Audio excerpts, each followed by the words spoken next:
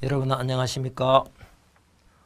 오늘은 우리 실버 복음반 세 번째 시간 갖도록 하겠습니다. 우리가 첫 번째 시간에 창조의 하나님에 대해서 말씀 나누었습니다. 두 번째, 그 하나님은 우리의 창조자시지만 그 하나님은 의롭고 거룩한 하나님이다. 공의로운 하나님이다. 그래서 의를 사랑하고 죄를 저주하며 반드시 죄를 심판하고 의를 축복하는 하나님이다. 그 부분에 대해서 말씀을 드렸습니다. 오늘은 그 공의로운 하나님에 대해서 조금 더 말씀을 드리고 그 공의를 이루시면서 죄악된 우리를 어떻게 구원하시는 하나님이신가를 이어서 말씀드리도록 하겠습니다. 먼저 신명기 성경 28장을 제가 한 구절 읽어드리도록 하겠습니다. 신명기 28장 2절 내가 내 하나님의 여호와의 말씀을 순종하면 이 모든 복이 내게 임하며 내게 미치리니 성읍에서도 복을 받고 들에서도 복을 받을 것이며 내 몸의 소생과 토지의 소산과 짐승의 새끼와 우양의 새끼가 복을 받을 것이며 내 광주리와 떡반죽 그릇이 복을 받을 것이며 내가 들어와도 복을 받고 나가도 복을 받을 것이니라. 이렇게 되어 있습니다. 또 대조적으로 15절을 보면 이렇게 기록이 되어 있습니다. 내가 만일 내 하나님 여호와의 말씀을 순종하지 아니하여 내가 오늘날 내게 명하는 그 모든 명령과 규례를 지켜 행하지 아니하면 이 모든 저주가 내게 임하고 내게 미칠 것이니 내가 성읍에서도 저주를 받으며 들에서도 저주를 받을 것이요 또 내 강주리와 떡반죽 그릇이 저주를 받을 것이요 내 몸의 소생과 토지의 소산과 내 우양의 새끼가 저주를 받을 것이며 내가 들어와도 저주를 받고 나가도 저주를 받으리라. 이렇게 되어 있습니다. 하나님께서 우리를 구원하기 위하여 준비하시고 보내주신 분이 예수 그리스도십니다. 그래서 성경은 구약이든 신약이든 예수님이 주제이시고 주인공이시다. 그걸 이 성경은 나타내고 있습니다.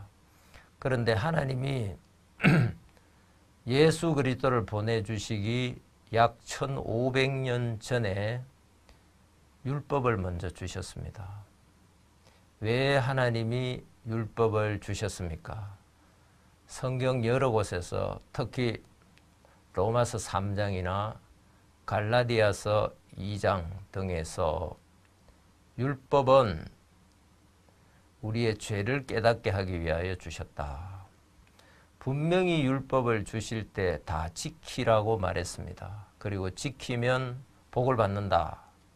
하나라도 어기면 저주를 받는다. 그렇게 말씀했습니다. 자, 그래서 인간들은 특히 이스라엘 백성들이 처음에 율법을 받았는데 다 지키겠나이다. 다 지켜서 복을 받겠습니다. 그렇게 말을 했습니다. 하나님은 인간들에게 율법을 내려주시고 그때부터 율법에 적용을 했을 때 다 지켜서 복을 받는 사람은 아무도 없었습니다. 로마서 3장 20절도 그러므로 율법의 행위로 의롭다함을 얻을 육체는 아무도 없다고 말하고 율법으로는 죄를 깨달음이니라 하고 말하고 있습니다. 사람들은 타락한 죄성을 가지고 많은 죄를 범하고 있지만 자기가 자기를 평가할 때 자기 기준으로 하기 때문에 죄인인 줄을 잘 모르고 있습니다. 우리는 하나님에 의해서 왔습니다.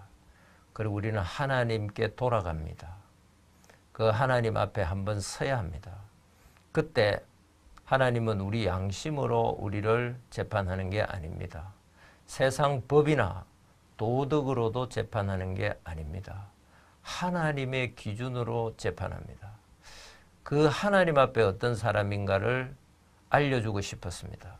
그래서 하나님의 영원히 변치 않는 이 율법을 인간들에게 먼저 알려주셔서 율법 앞에 너희들이 어떤 사람인가를 정확하게 판단하고 너희들의 모습을 알아라 하고 하나님이 말씀하신 것입니다. 그래서 기원전 1491년에 율법이 내려오고 예수님 오실 동안 약 1500년 동안, 그리고 지금 2000여 년이 지난 현재까지 약 3500여 년 동안 율법을 지켜서 의롭게 된 사람은 지구에 한 사람도 없습니다. 그래서 인간의 행위로 율법을 다 지켜서 하나님의 복을 받은 사람도 아무도 없습니다. 하나님의 법 앞에, 거룩함 앞에 섰을 때 모든 인간은 범법자요 죄인인 것이 드러날 뿐입니다. 로마서 3장 19절은 정확하게 이렇게 말하고 있습니다. 율법이 말하는 것이 뭐냐? 표면적으로 보면 다 지켜서 복을 받으라고 말하고 있습니다. 어기지 말라고 말하고 있습니다. 어기면 저주를 받는다고 말하고 있습니다. 그러나 정말 그 율법을 지켜보면 모든 온 세상 사람이 하나님의 심판 아래 있다. 저주를 받을 수밖에 없다는 것을 율법이 정확하게 가르쳐 주어서 사람들의 입을 막는다고 그랬습니다. 한 사람도 하나님의 저주를 받을 수밖에 없는 죄인이라는 사실에 변명을 아무도 할 수 없도록 만드는 것이 율법이라고 이 성경은 말하고 있는 것입니다. 그러므로 율법이 말하는 바가 무엇이냐? 율법은 온 세상으로 하나님의 심판 아래 있게 하려 함이니라. 그러므로 율법의 행위로 그 앞에 어렵다 하심을 얻을 육체가 없나니 율법으로는 죄를 깨달음이니라. 즉 지금도 많은 사람들이 율법을 지켜야 한다고 하는 사람들이 있습니다만, 그런 사람들은 정말 율법을 마음을 다해서 지켜보지 않았거나 그 다음에 이 율법의 의미를 정확하게 모르기 때문에 그런 사람들이 기독교인들 중에도 많이 있는 것입니다. 율법은 하나님께서 우상을 섬기면 저주를 받는다. 다른 신을 섬기면 저주를 받는다. 왜? 하나님의 다른 신은 다른 신은 없기 때문입니다. 부모를 거역하면, 공경하지 않으면 저주를 받는다. 또 안식일을 지키지 않으면 저주를 받는다. 살인하고 간음하고 도둑질하고 거짓말해도 저주를 받는다. 탐욕을 품어도 저주를 받는다 말했습니다. 사람들이 율법을 나름대로 해석하니까 마태복음 5장에서 예수님이 이 땅에 오셔가지고 그 율법을 자세하게 풀어서 설명해 줬습니다. 사람들이 우상을 만들어가지고 다른 신을 섬기지 않고 하나님 믿고 교회를 다니는 것 같지만 네 마음을 봐라. 네 마음에 너는 이미 하나님보다 네 자신을 더 섬기고 더 중요하게 여기는, 자신을 숭배하는 그런 마음이 들어있지 않느냐.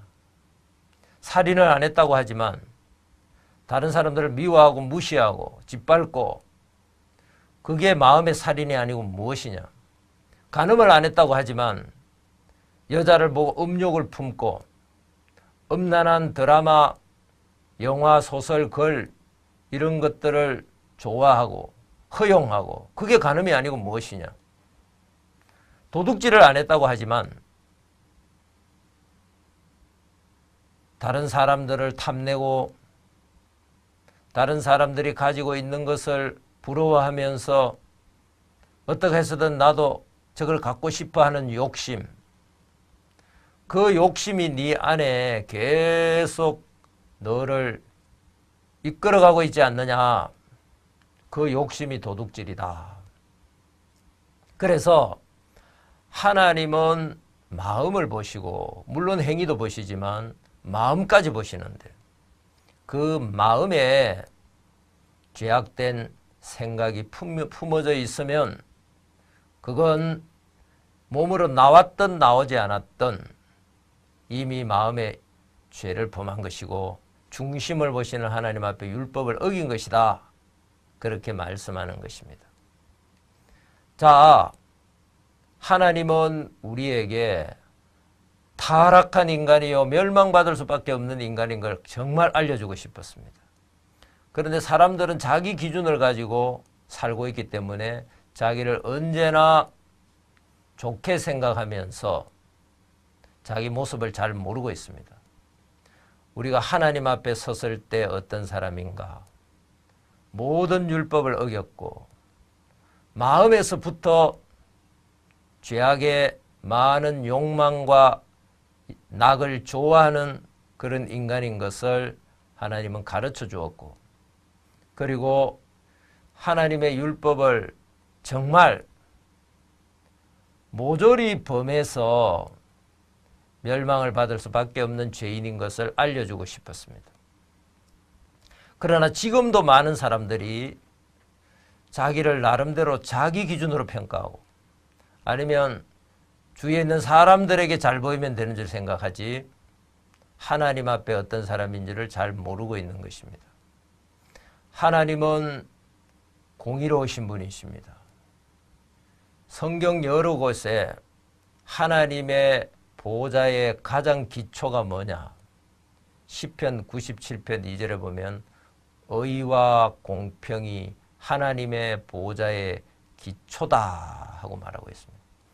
하나님은 재판장이신데 의로우신 재판장이시다 그렇게 말하고 있습니다. 그 의로우신 하나님이 어떤 기준을 가지고 있느냐?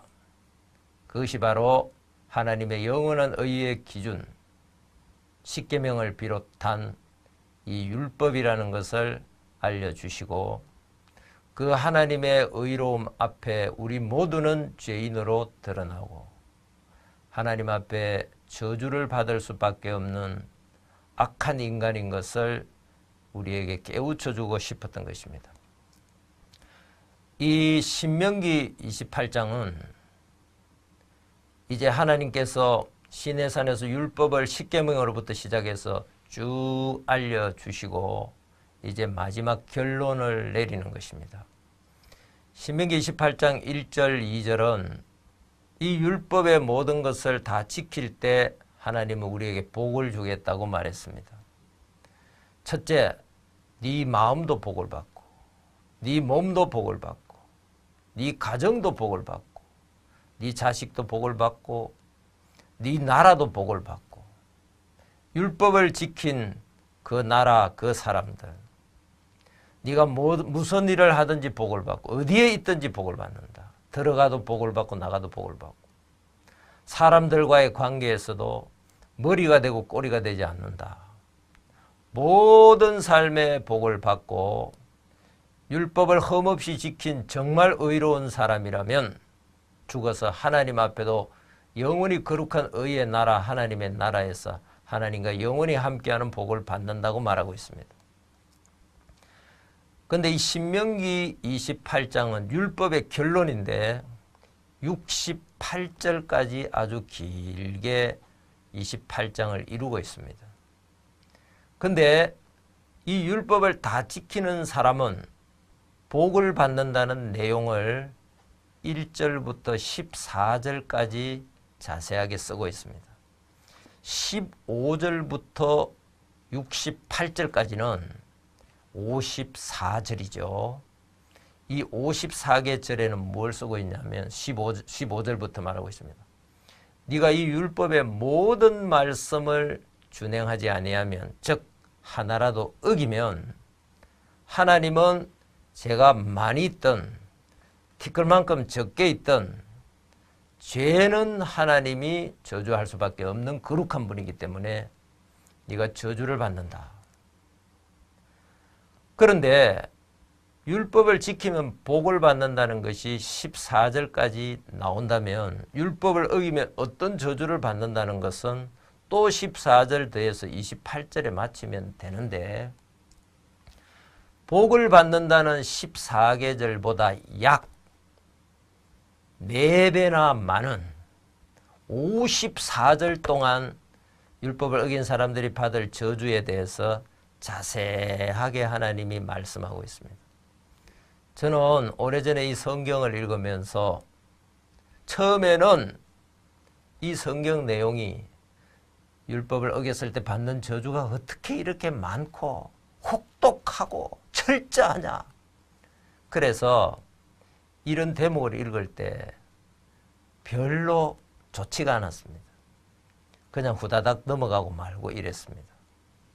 그런데 어느 날 하나님께서 율법을 받는 자의 복보다 율법을 어기는 자의 저주를 왜 4배나 많이 기록했는가. 더 세세하게, 더 철저하게, 그 다음에 더 확실하게 이렇게 기록을 했는가를 생각해 봤습니다. 우리 모든 인간은 이 율법을 지켜서 복을 받을 사람이 없고 율법을 어겨서 저주를 받아야 할 사람이기 때문에, 그런데 인간들이 잘 모르기 때문에 하나님은 더 많은 구절을 할애해서 더 철저하고 더 많이 알려서 내가 율법을 지켜 복을 받을 사람이 아니고 이렇게 저주를 받을 사람이구나. 정말 하나님의 철저한 진노를 당해야 할 사람이구나 하는 것을 우리 가슴에 깊이 깨우쳐 새겨주고 싶었던 것입니다. 그래서 이 저주의 내용을 보면 첫째, 네 몸이 저주를 받는데 어떤 질병으로 저주를 받을 것이다. 많은 내용이 있습니다. 네 마음이 저주를 받는데 네가 어떻게 두려움에 불안에 슬픔과 공포에 시달릴 것이다. 그걸 아주 많이 기록하고 있습니다. 네가 하는 일이 어떻게 저주를 받고 네 가정이 어떻게 저주를 받고 네 자녀들이 어떻게 적국에 포로로 가서 네가 정말 슬퍼하고 외로운 사람이 될 것이고 너 나라가 이 율법을 범한 나라가 얼마나 철저한 저주를 받는지, 적국에 에어싸이고 기근 속에서 아이를 잡아먹고 이런 내용들이 막 적혀 있습니다. 그리고 율법을 어긴 나라들은 머리가 되지 못하고 모든 나라의 꼬리가 돼서 짓밟힐 것이라든지, 즉 육체, 마음, 가정, 사회, 국가 하는 모든 일, 사람들과의 관계, 나라들과의 관계에서 철두철미하게 저주를 받는다. 이게 신명기의 율법의 결론입니다. 자, 하나님은 우리를 창조하신 사랑과 은혜가 많은 하나님이시지만 절대로 하나님은 죄 가운데 복을 줄 수 없고 불의 가운데 은혜를 베풀 수가 없는 것입니다. 하나님은 의로운 자에게 또 죄가 있다면 죄가 완벽하게 해결되고 난 뒤에 하나님의 축복을 주고 하나님의 여러 가지 기쁨과 행복들을 줄 수가 있다는 것입니다. 그래서 이 신명기 28장은 율법의 축복을 말하고 지킨 자의 축복을 말하고 또 율법 어긴 자의 저주를 말하지만 실은 하나님이 율법을 어긴 자 그 죄인의 저주가 무엇인가를 우리에게 더 분명하고 생생하게 가르쳐주고 싶었던 것입니다. 갈라디아서 3장 13절에 보면 그리스도께서 우리를 위하여 저주를 받은 바 되사 율법의 저주에서 우리를 속량하셨으니 이런 말씀이 나옵니다. 자, 우리가 율법을 다 지켜서 복을 받을 사람이었다면 우리는 하나님이 그냥 우리에게 복을 내려주면 되는 것입니다.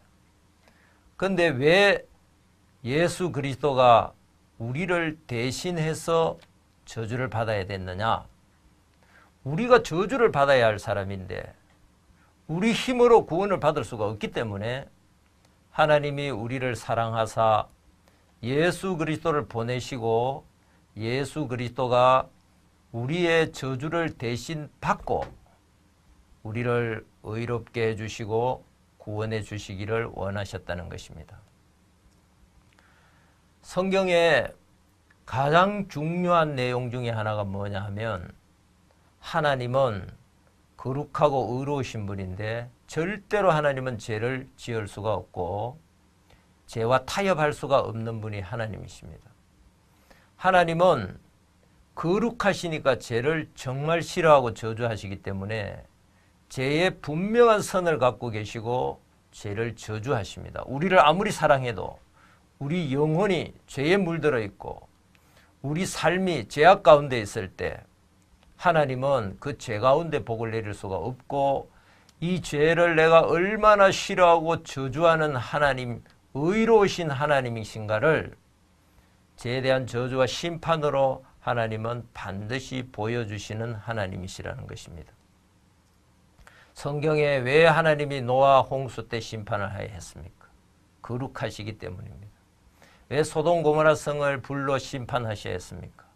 공의로우신 하나님이시기 때문입니다. 왜 이스라엘 백성이 출애굽할 때 타락한 애굽을 하나님이 왜 심판하셔야 했습니까?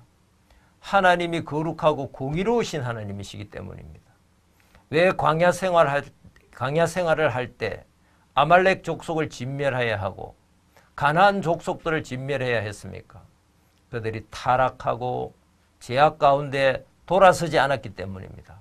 사랑하는 이스라엘 나라라도 그들이 타락하고 죄에 빠져서 돌이키지 않을 때 하나님은 이스라엘 나라에게 나라가 바벨론의 멸망을 당하고 오랫동안 방황하면서 온 세상 민족에게 짓밟혀야 하는 그런 재앙과 징계를 하나님이 내리셔서 정말 죄에서 돌이켜 죄사함을 받고 하나님과 함께하기를 원하시는 하나님의 마음을 너무나 분명하게 나타내고 계신다는 것입니다. 자, 이전에 오래전에 전해져 내려오는 이야기에 제가 이런 글을 읽은 적이 있습니다. 중국의 어느 나라의 고대에 아주 나라를 잘 다스리는 왕이 있었다고 합니다. 이 왕은 정말 백성들을 사랑하고 하늘 아래서 백성들을 위하여 선정을 베풀기를 원하는 그런 왕이었습니다. 그런데 어느 날 이 나라에 큰 가뭄이 왔습니다.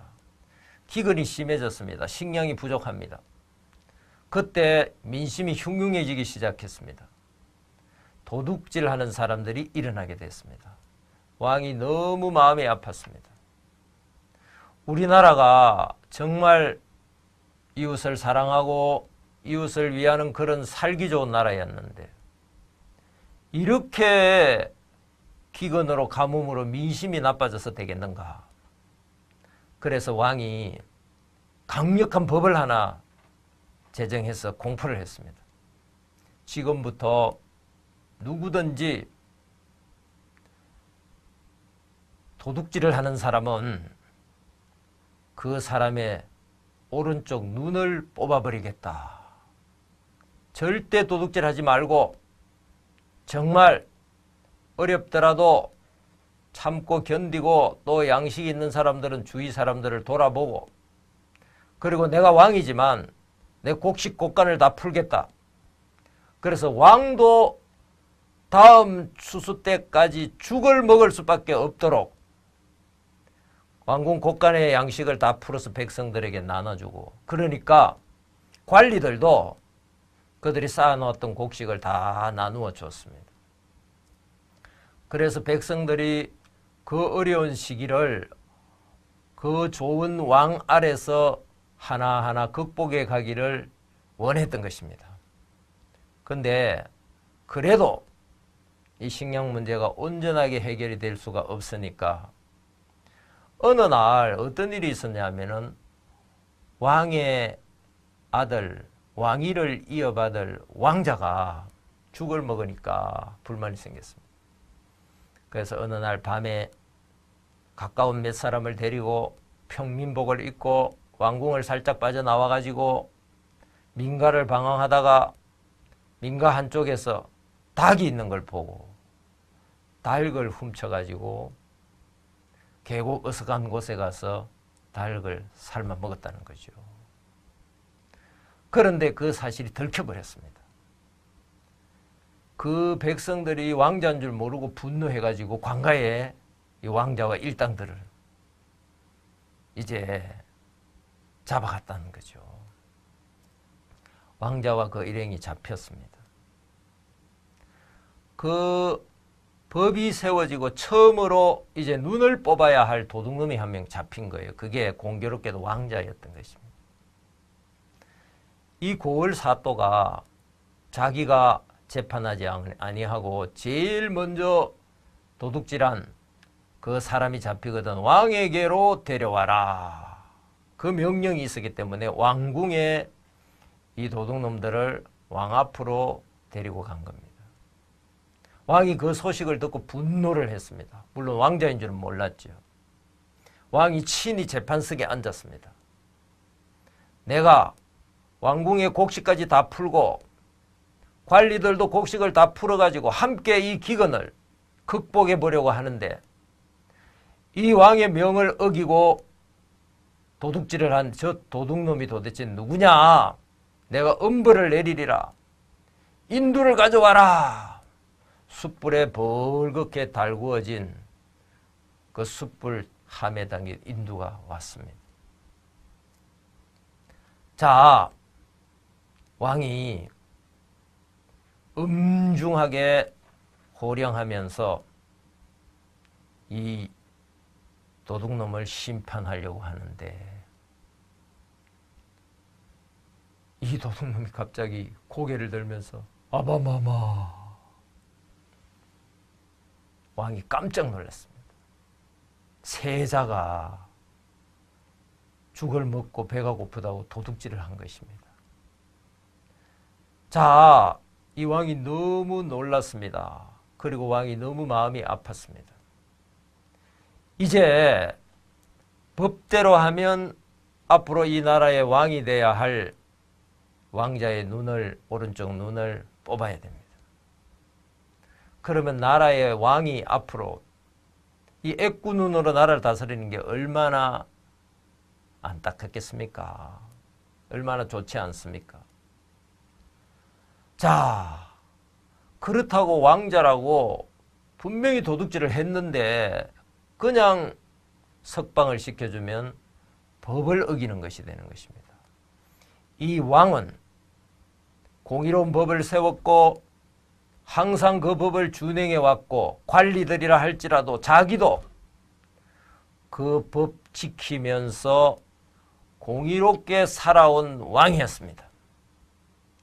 이제 법대로 의롭게 하자니 왕자의 눈을 뽑아야 되고 앞으로 이 나라의 왕이 애꾸로 나라를 다스려야 되는 이 비통한 사실이 있고 왕자라고 그냥 죄를 지었지만 용서를 해주면 법을 어겨야 되는 것이고 다시 다른 도둑놈이 나타났을 때 어떻게 법대로 공의롭고 확실하게 심판을 할 수 있겠습니까? 왕의 고민이 깊어졌습니다. 깊이 고개를 숙이고 묵상을 하던 왕이 드디어 결심을 하고 고개를 들고 일어났습니다. 나라의 법도는 지켜져야 한다. 왕자라고 해서 법을 어겼을 때 법대로 하지 않으면 이 나라가 앞으로 얼마나 문란해지겠느냐. 왕자의 눈을 뽑아야 한다. 나도 가슴이 아프지만 이 나라의 법도가 지켜져야 한다. 왕자의 눈을 가려라. 그리고 내가 친히 심판하겠다.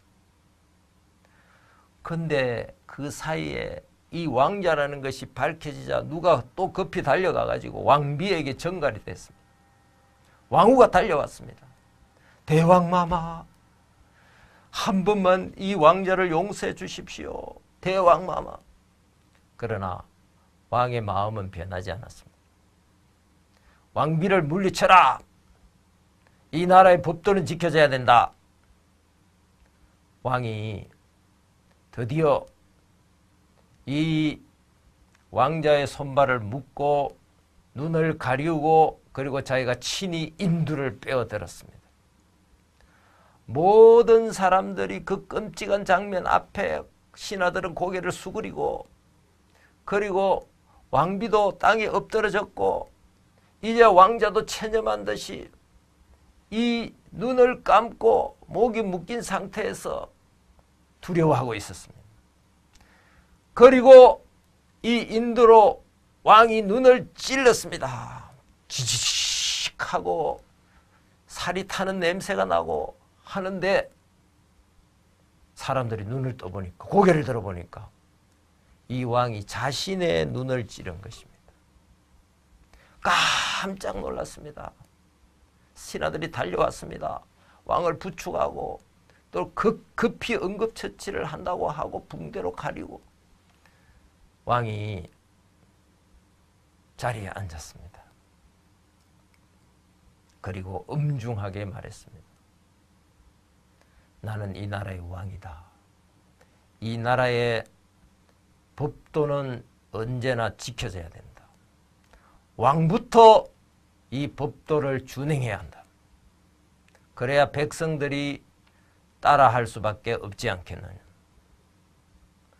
자, 나는 이 죄인인 아들의 죄를 분명히 심판하되 아들에게 심판을 내리면 이 아들이 애꾸눈이 되고 이 나라 앞으로 왕이 애꾸눈이 될 것이기 때문에 나는 사랑하는 아들을 위해서 아들은 나를 대신하니까 내가 아들을 대신하는 아버지니까 아들의 죄를 내가 대신 지고 그 죄의 형벌을 내가 내 눈을 찔러서 심판을 치르고 죄의 대가를 받고 이 아들은 건강한 눈으로 앞으로 왕이 될 수 있도록 아들은 용서가 되었다.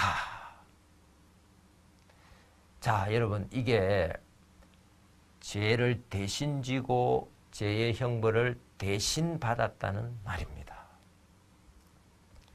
자, 물론 이 사실이 얼마나 실한지는 모르겠습니다.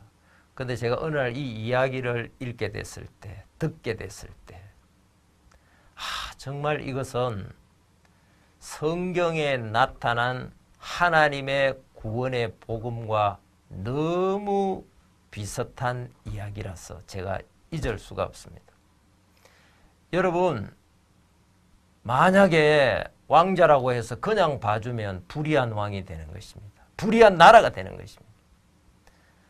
그런데 법대로 아들에게 왕자에게 심판을 하면 이 왕자는 애꾸눈이 되고 너무나 고통스럽고 부끄러운 왕이 될 수밖에 없을 것입니다. 이 법도 지키고 이 왕자도 온전하게 살려줄 수 있는 길이 뭐냐?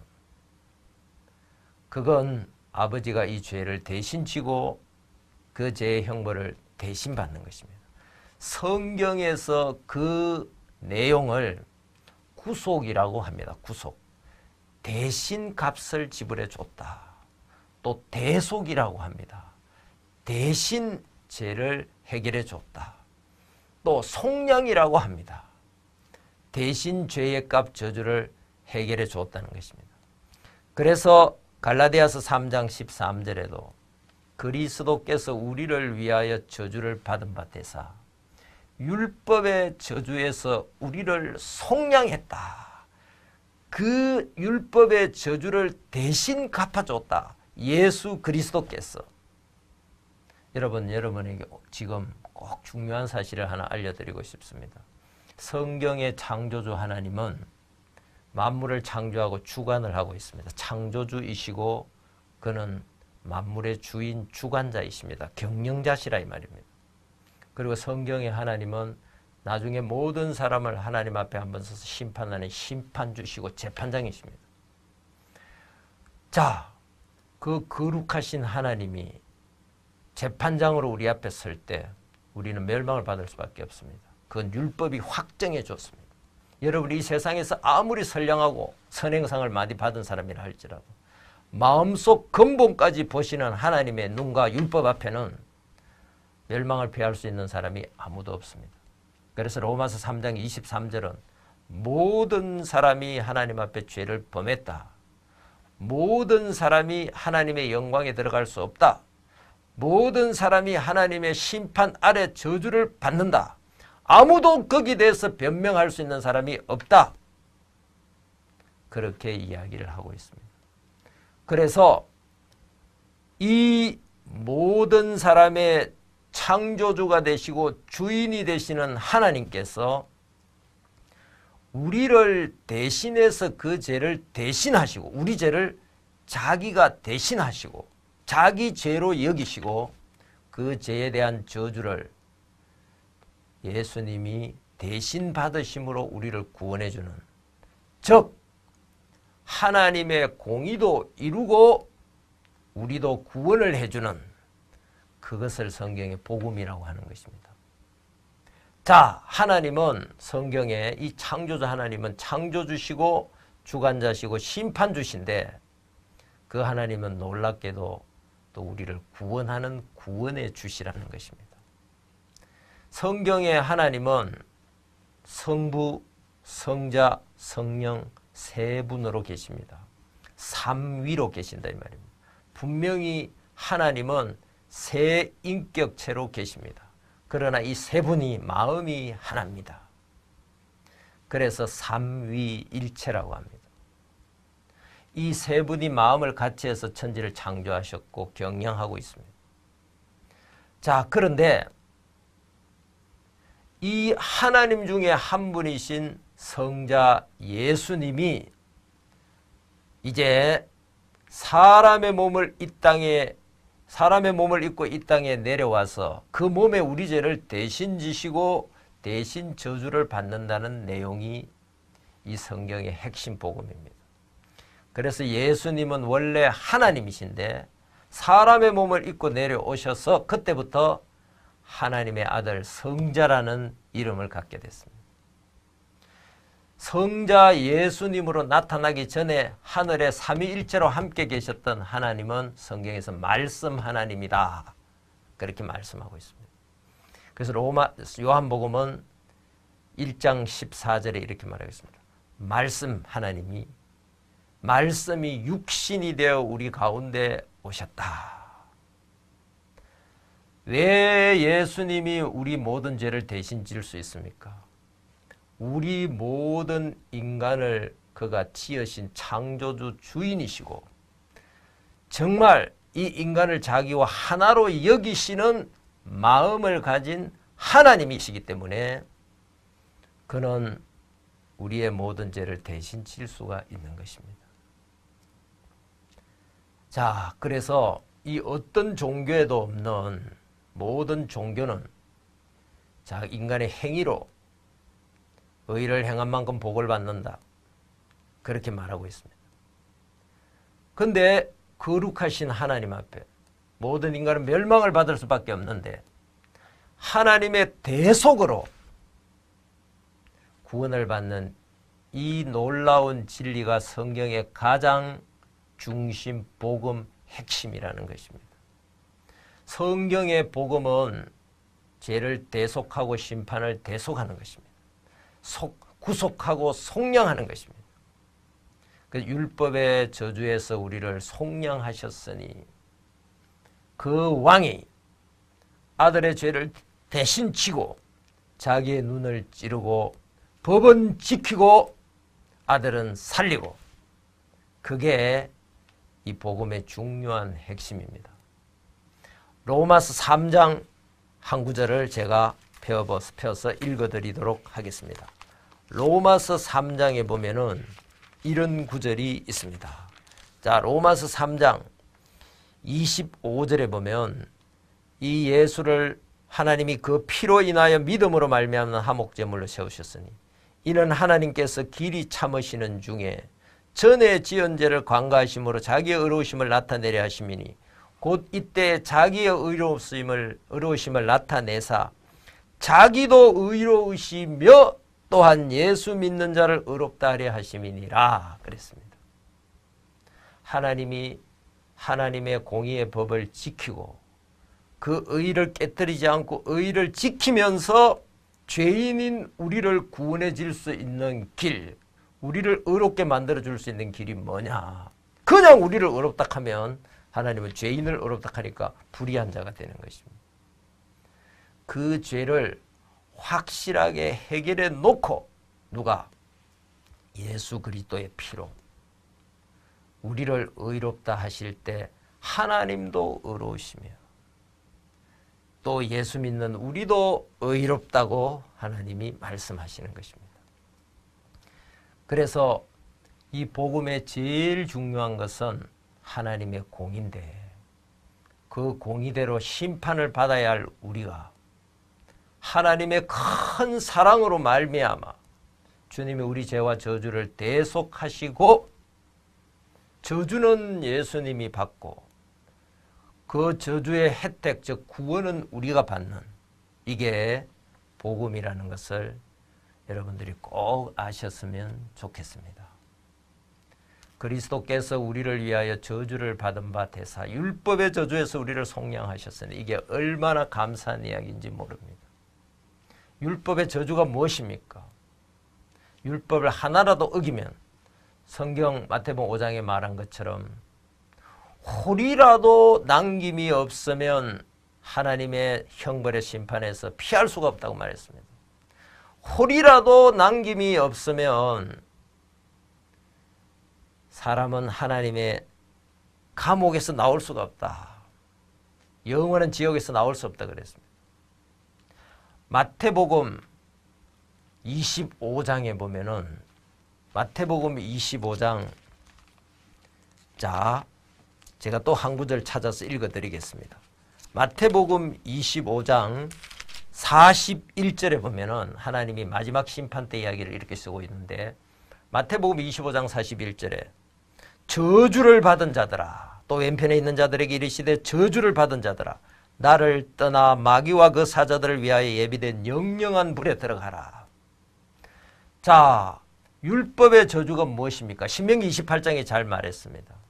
율법을 하나라도 어기면 몸도 저주를 받고 마음도 저주를 받고 가정도 저주를 받고 사회나 국가도 저주를 받고 하는 일이 다 저주를 받고 어디에 있든지 저주를 받고 이 모든 삶이 저주를 받을 수밖에 없다. 그리고 제일 마지막에 저주가 뭡니까? 하나님 앞에 섰을 때 저주를 받은 자들아 나를 떠나 마귀와 그 사자들을 위하여 예비한 영영한 불에 들어가라. 여러분 우리가 몸을 벗으면 영원한 세계에 계신 하나님 앞에 갑니다. 하나님은 거룩하십니다. 하나님은 영원히 거룩하십니다.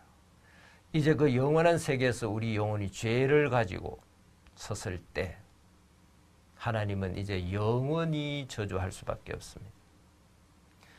이제 다시 구원의 길을 얻을 수가 없는 영영한 불에 들어가라. 사람들은 지옥을 믿지 않습니다. 그러나 사람들이 어떻게 생각하든지 간에 영원하신 영원히 거룩하신 하나님이 영원한 세계에서 죄를 영원히 저주할 수밖에 없는 것은 너무나 당연한 것이고 사람들이 하나님을 잘 알지 못하기 때문에 하나님의 영원하심과 거룩하심과 공의로우심을 잘 알지 못하기 때문에 지옥을 믿지 않는 것입니다. 그러나 하나님은 죄를 영원히 저주하시고 영원한 세계에서 죄악 가운데 그렇게 많은 구원의 기회를 줬는데도 받지 아니하고 나타난 사람들 마귀와 그 사자들을 위하여 예비된 영영한 불에 들어가라고 성경에 분명히 말하고 있습니다. 율법을 어겼을 때 받는 율법의 저주의 마지막이 뭐냐? 마귀와 그 사자들과 함께 영영한 지옥불에 떨어지는 것입니다. 지옥에 대해서 제일 많이 이야기하신 분은 예수님입니다. 예수님은 영원한 하늘나라에 계시다가 이 땅에 오셨습니다. 영원한 세계를 너무나 잘 알고 있습니다. 하나님 아버지를 너무나 잘 알고 있습니다. 그는 하나님과 하나이십니다. 그 예수님이 우리를 사랑하십니다. 우리가 지옥에 가지 않기를 정말 원하셔서 그가 우리를 위해 십자가를 지기까지 하셨는데도 사람들은 죄인인 것도 모르고 멸망받을 것도 모르고 하나님의 공의의 심판도 모르고 있습니다. 그 심판을 예수님이 대신 받으시고 구원해 주셨는데도 믿지 않고 죄악 가운데 나타날 사람들을 생각할 때 주님은 너무 마음이 아프셔가지고 예수님의 생애의 어떤 선지자보다 어떤 성경에서보다도 예수님은 지옥에 대해서 생생하게 말을 많이 하시고 부자와 거지 나사로의 비유, 그 다음에 마태복음과 여러 사복음서에서 지옥 꺼지지 않는 영영한 불에 죄를 해결받지 못하고 온 사람이 영원한 고통을 받을 것을 너무나 생생하게 말했습니다. 마태복음에는 너희 눈이 너희를 범죄에서 떠나지 않게 하거든 눈을 빼어버리고 손이 죄를 범하고 손을 잘라버렸으라도 어떤 희생을 치르서라도 지옥에 와서는 안 된다. 여러분 우리는 우리 눈을 뽑는다고 손을 자른다고 구원을 받을 수가 없습니다. 예수님의 구속을 받아들일 때 구원을 받는, 받아들이지 아니하고 죄악 가운데 있는 그 원인이 무엇인지를 모르지만 어떤 희생을 치르더라도 너희들이 꼭 구원을 받고 지옥에 와서는 안 된다는 것을 예수님이 말씀하셨습니다. 자, 하나님 아버지와 예수 그리스도와 성령께서 우리를 창조하셨을 뿐 아니라 멸망받을 우리를 아시고 우리의 구원을 계획하시고 예수 그리스도가 오셔서 우리를 대속할 것을 약속해 주시고 무려 370여 번이나 미리 약속해 주시고 그대로 오셔서 구원을 이루시고 이제 이걸 알리고 있습니다. 성경에는 집을 나간 탕자가 망해가지고 아버지께 돌아왔을 때 아버지가 다 용서해 놓고 그의 모든 복으로 안아주시는 그런 내용이 있습니다. 하나님은 성경 여러 곳에서 말씀하셨습니다. 너희들이 이 땅에서 아들에게 너희가 불의한 것이 많은 인간이라도 자식을 사랑해서 아들에게 좋은 것을 주지 않느냐. 나 영원한 참 아버지 하늘의 아버지 천부는 내가 너희들을 위하여 예수의 생명을 희생하면서까지 나의 영원한 생명을 주고 영원한 의를 주기를 원하시고 그 예수님이 우리와 함께 하면서 우리의 모든 삶을 돌보고 이끌어 주기를 원하신다고 성경 여러 곳에서 말하고 있습니다. 우리는 하나님하고 떨어졌습니다. 그러나 하나님은 우리를 하나로 여기셨습니다. 우리가 죄를 짓고 하나님과 멀어졌을 때 그 모든 죄의 값을 공의로 다 치르고 영원히 하나님과 하나가 되게 하기 위하여 예수 그리스도를 보내주신 것입니다. 이 복음의 사실을 다음 시간에 좀 더 자세하게 말씀드리도록 하겠습니다. 감사합니다. 이 시간 여기까지 하겠습니다. 기도 한번 드리도록 하겠습니다. 하나님 우리 아버지, 우리 실버 캠프 허락해 주신 것 감사하고 또 이 복음을 전할 수 있도록 하신 것 감사합니다. 정말 우리 실버분들이 하나님을 더 밝히 알게 해주시고 하나님의 공의로우심과 하나님의 사랑과 은혜와 구속의 복음을 더욱 밝히 알고 정말 죄사함을 받고 하나님과 화목을 얻으며 구원의 확신을 가지고 남은 생애를 이제 내 타락한 육신의 생각대로 사는 게 아니라 하나님 앞에 모든 죄의 짐을 벗고 하나님의 성령과 함께하는 복된 삶을 살 수 있도록 축복해 주시기를 바랍니다. 예수님의 이름으로 기도하옵나이다. 아멘.